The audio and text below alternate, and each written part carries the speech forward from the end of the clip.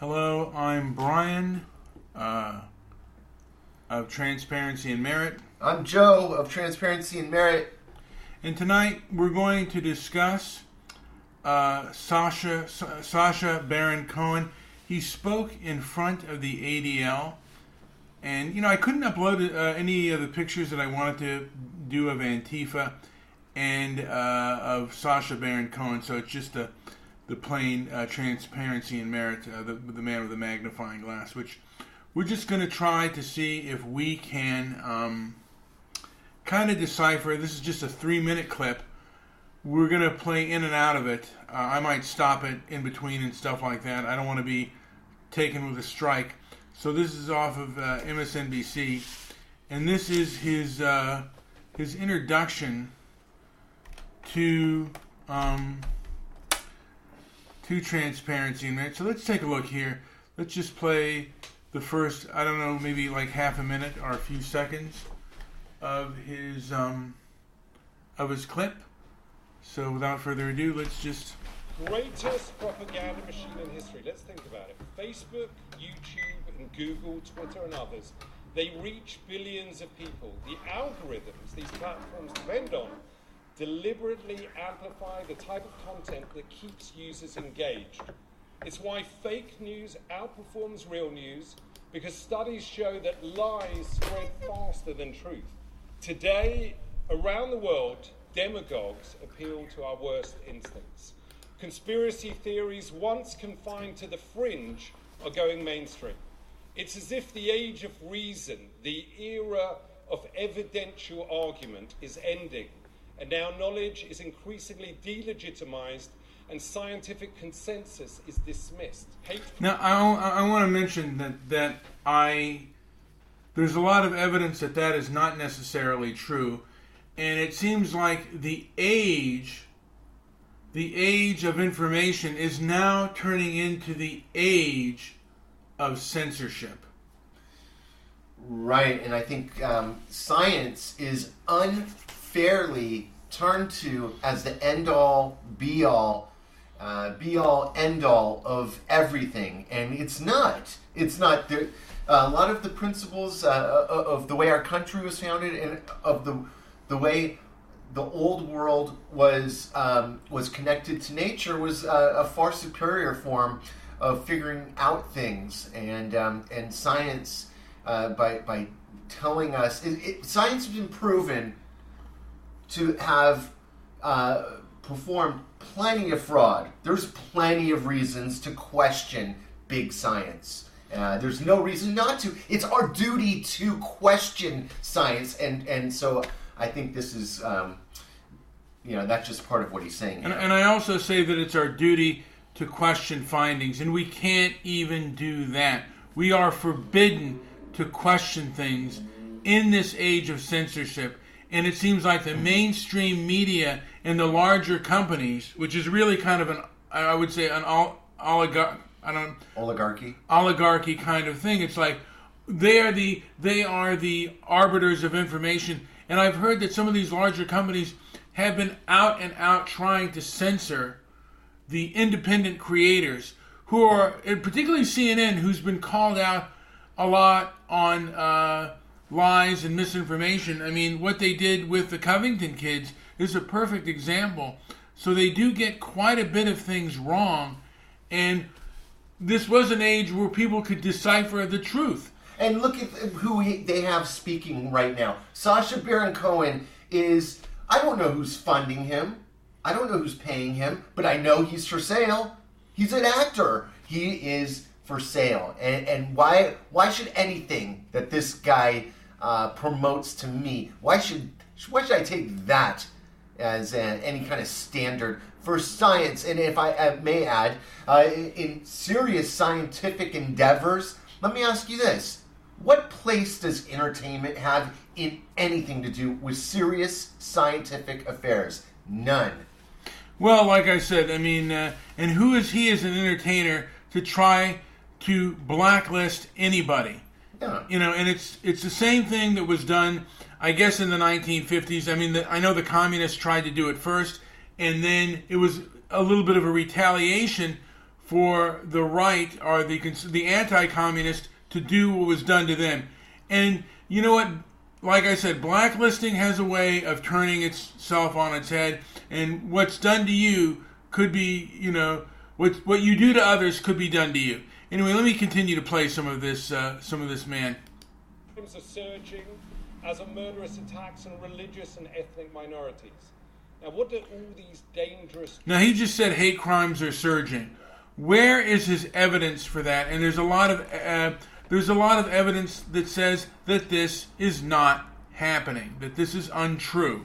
So, the ADL, along with this actor Sacha Baron Cohen, who I may add is very popular for punking people and fooling and tricking people to their face, if I may add. I mean...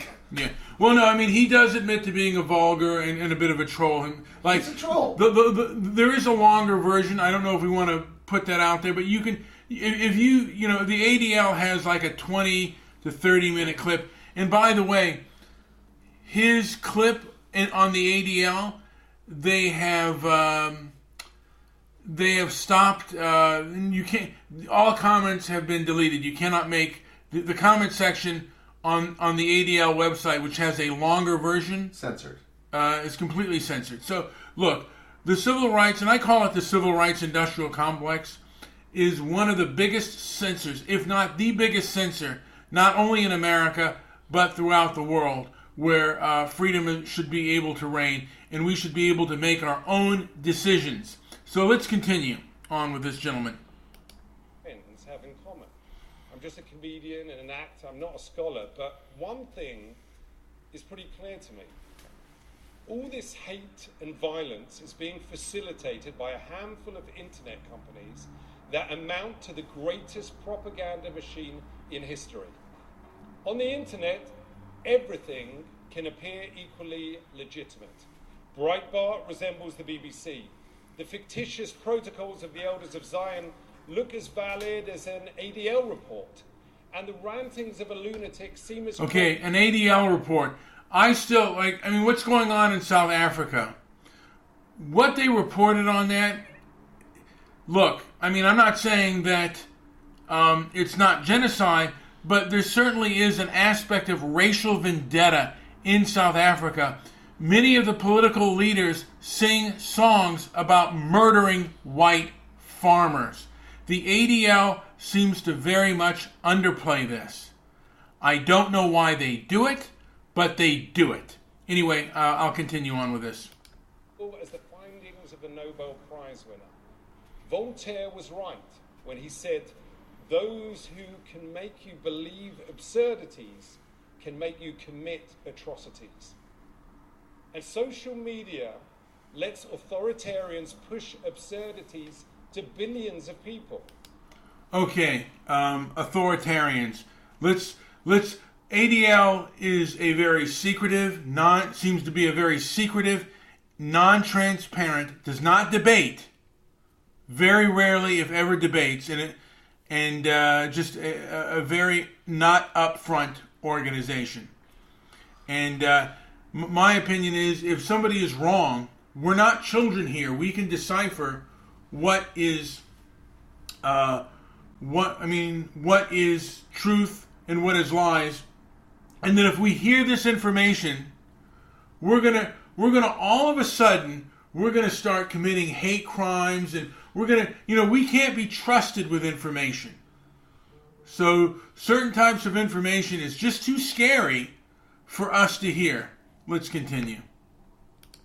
I believe that it's time for a fundamental rethink of social media and how it spreads hate, conspiracies, and lies. Now, last month, however, Mark Zuckerberg of Facebook delivered a major speech that, not surprisingly, warned against new laws and regulations on companies like his. Well, some of these arguments are simply, pardon my French, bullshit. Now, if a neo-Nazi comes goose-stepping into a restaurant and starts threatening other customers and saying he wants to kill Jews, would the owner of the restaurant, a private business, be required to serve him an elegant 8-course meal? Of course not. The restaurant owner has every legal right, and indeed I would argue a moral obligation, to kick that Nazi out. Okay, and I also want to mention that I don't know if it's here, but he was against claiming Antifa as a terrorist group. These people have been known for acting out in political violence. And we are denied, let's just be honest here. Conservatives primarily are denied open platforms and open access to discuss ideas. There is a lot of misinformation out there, or perhaps out there, that needs to be discussed, and they need to be debated. If somebody is a fraud, prove him a fraud. But when you shut him up, you don't prove anything except for the power, that you have the power to shut that person up and shut that person down. And that's the way it looks to me. Joe, do you have any other comments before I... Nope. Yeah. So, yeah. I think we could end this, and make sure you like and subscribe if you're on YouTube. And go to our website, transparencyandmerit.com. Yeah. So please, like and subscribe. And please, let's keep the fight open about freedom of speech. I have not heard of one good reason why these social media companies, these internet companies, should censor the way they're censoring. It seems very unfair and very unjust.